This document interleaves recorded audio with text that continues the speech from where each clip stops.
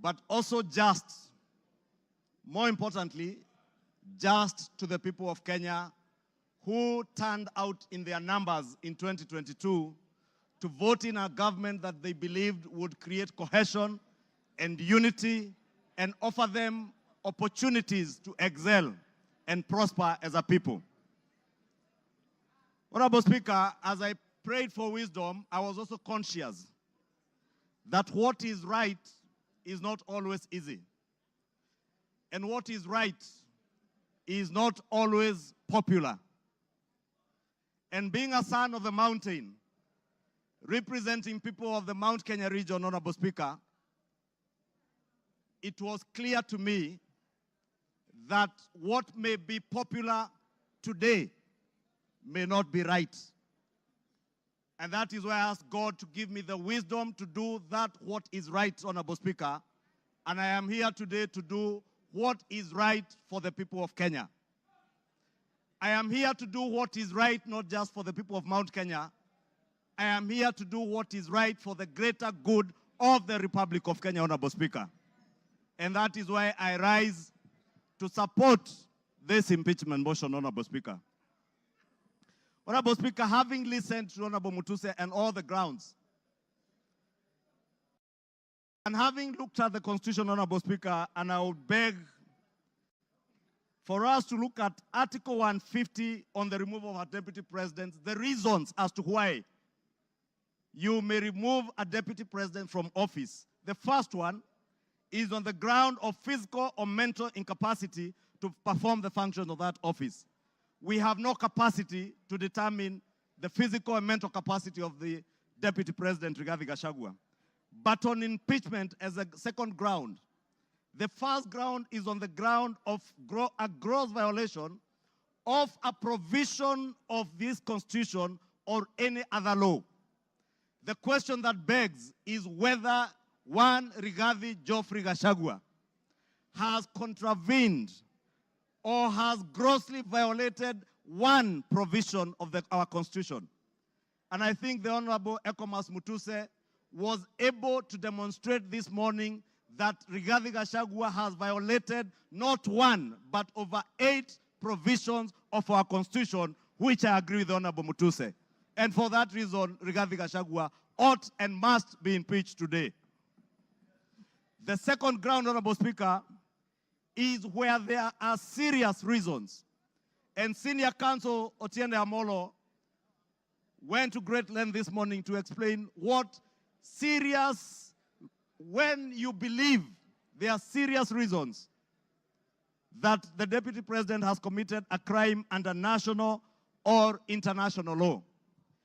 Honorable Speaker, behind the veneer of humility that you have seen here this evening, behind the veneer of humility that Kenyans saw on national TVs on Sunday, pretending to apologize, is a dark face of violence. Is a dark face, Honorable Speaker, that is a great danger to our nationhood, a great danger to the unity of our republic, Honorable Speaker, a danger to the cohesive existence of our nation as we see it today, Honorable Speaker. On the first ground, Honorable Speaker, on the remark of Serikali ni kampuni, it pains me, Honorable Speaker, as I say, not just as leader of majority, but as a member of parliament of Kikuyu constituency, and also as a son of the mountain, where I come from. That, Honorable Speaker, today, the community I come from is being depicted as a community that is entitled and privileged. We are a community, Honorable Speaker, that has love for other Kenyans and other communities in our republic. We are a community that is known for our hard work and resilience, not for entitlement. We are a community that is peace-loving and that believes in the unity of one indivisible nation and Republic of Kenya. Rigathi Gachagua does not believe in an indivisible country. He believes in parochial, selfish, regional and sectarian interests. And for that reason, Honorable Speaker, we ought and we should impeach the Honorable Rigathi Gachagua. Honorable Speaker, we need to ask ourselves as honorable members of parliament, who took an oath of office, Honorable Speaker, and we swore in the name of the Almighty God that we would obey, respect, uphold, protect, and defend this Constitution. And today, Honorable Speaker, what we are being asked to do is to recall those words of the oath of office that we all took either with the Bible or with the Holy Quran in our right hands, Honorable Speaker, that for a man who has grossly violated our Constitution, whether we will stand up today to be counted as protecting and defending this Constitution by sending home one Rigathi Gachagua, Honorable Speaker. I want to say I rise to the occasion today to do what is right and to reaffirm that oath that I took with the Bible in my right hand, to obey, to defend, and to protect this Constitution that we all swore to defend. And I call upon all of you, honorable members, to defend this Constitution. Honorable members, for Kenyans around the country who watched in disbelief as the Honorable Rigathi Gachagua went to great length, and the Honorable Otiende Amolo told us this morning, if you have to spend 2 hours on national TV to defend corruption and tell the world how you are not corrupt, you are definitely corrupt. Honorable Speaker, the Deputy President with his legal team submitted their defense late at 4 p.m. this afternoon, imagining that we will not have the time to go through this voluminous document. If you go through what Rigathi Gachagua was telling you here, on Olive Garden Hotel, he claims that this hotel was sold by executors to a third party. Honorable Speaker, if you peruse through the documents, the third party that is said to have bought this hotel, Honorable Speaker, and allow me, Honorable Speaker, first to tell you that the joint executors of the will of the late Governor Nderitu Gachagua were Rigathi Gachagua, Advocate Njoroge Regeru, and one Mr. Mwai, who was said to have been his great friend, Mwai Madenge. And Honorable Speaker, if you read the report filed in court by the joint will executors, filed on the 27th of June this year, it says in the report that the joint will executors will make decisions independently of the beneficiaries and without influence from any beneficiary, except for one who is both a beneficiary and an executor. The joint will executors does not have the same attributes and mandates as for trustees, where beneficiaries would play a part assisting in decision making. What this is saying, Honorable Speaker, a document filed in court, is that Rigathi Gachagua, as a joint will executor, was also a beneficiary of the estate of his late brother. He was not only a joint will executor, he was also a beneficiary, and he was also a purchaser for value of the estate of his late brother. Olive Gardens is said to have been sold to one gentleman that many of us know, the Honorable Gishimu Githinji, the member for Gishugu, will tell you that the gentleman who is listed here as a purchaser for value for Olive Gardens, one Peterson Jomo Mushira, was a candidate in Gishugu constituency. He is a direct proxy of one Rigathi Geoffrey Gachagua. And Honorable Speaker, I must confess, And I am sorry to my friend Peterson because I know him. I just called him this afternoon when I saw this document. And I asked him whether TM Civil Engineering Limited is his company, and he confirmed to me it is indeed his company.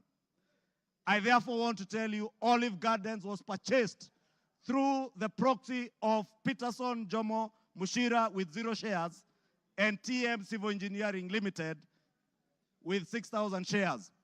Those who have visited the Annex House, the office of the Deputy President, know this Jomo is a permanent fixture in the office of the Deputy President, and therefore his direct proxy.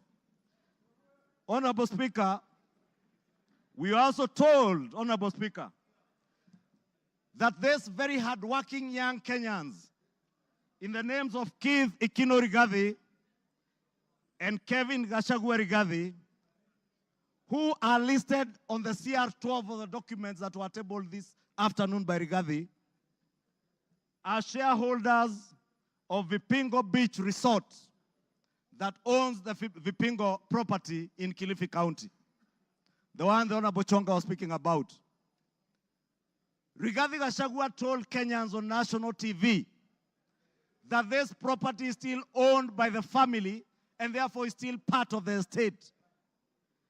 Keith Ikino and Kevin Gachagua, his sons, were not joint will executors of the estate of Nderitu Gachagua.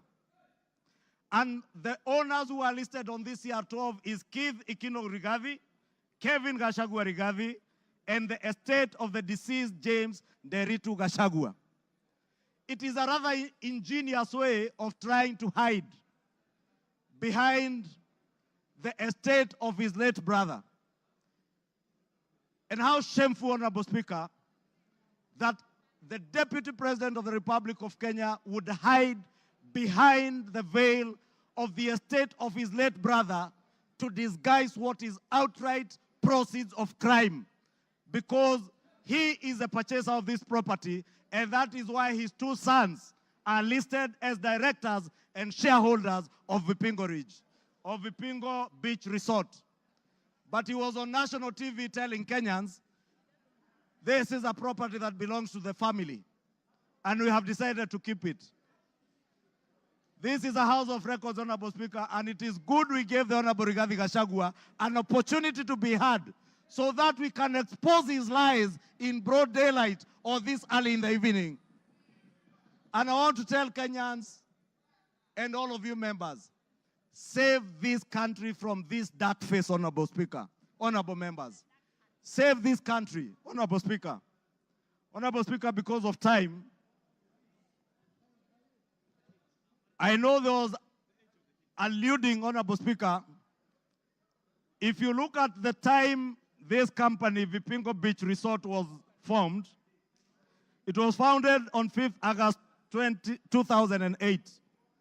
I would guess if Keith Gachagua is 31 years old today, at the time this company was registered, he was only 15 years old or 14 years old. He cannot have been listed as a director. His younger brother must have been 12 or 13. For heaven's sake, Deputy President, give some credit.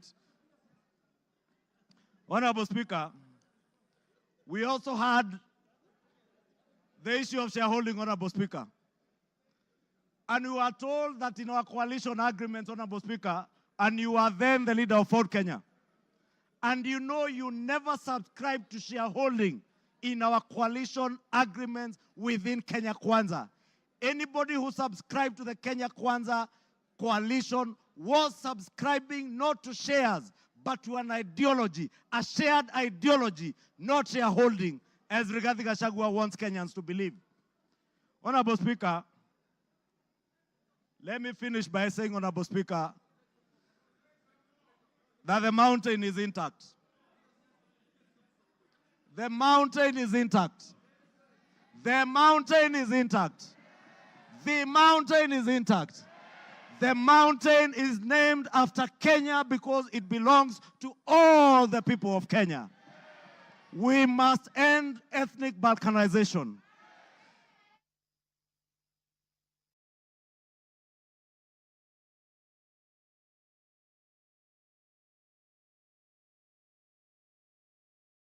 Give him another 2-3 minutes.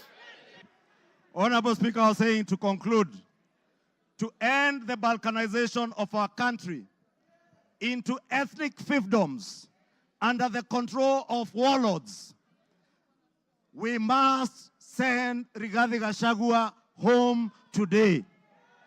To end divisive politics in our country, Rigathi must.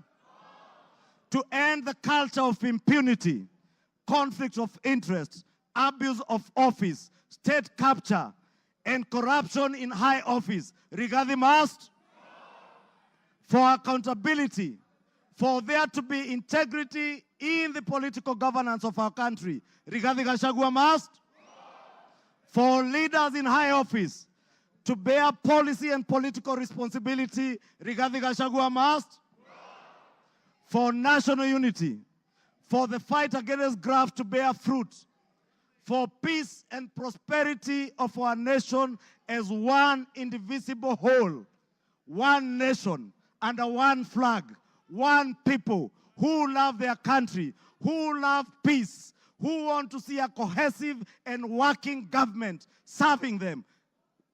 Rigathi must. Rigathi must. I submit, Rigathi must go. Thank you. Order. Honorable members, order. The honorable mover has donated his time as follows.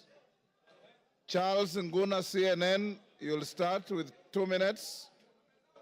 Omboko Milemba will follow with 3 minutes.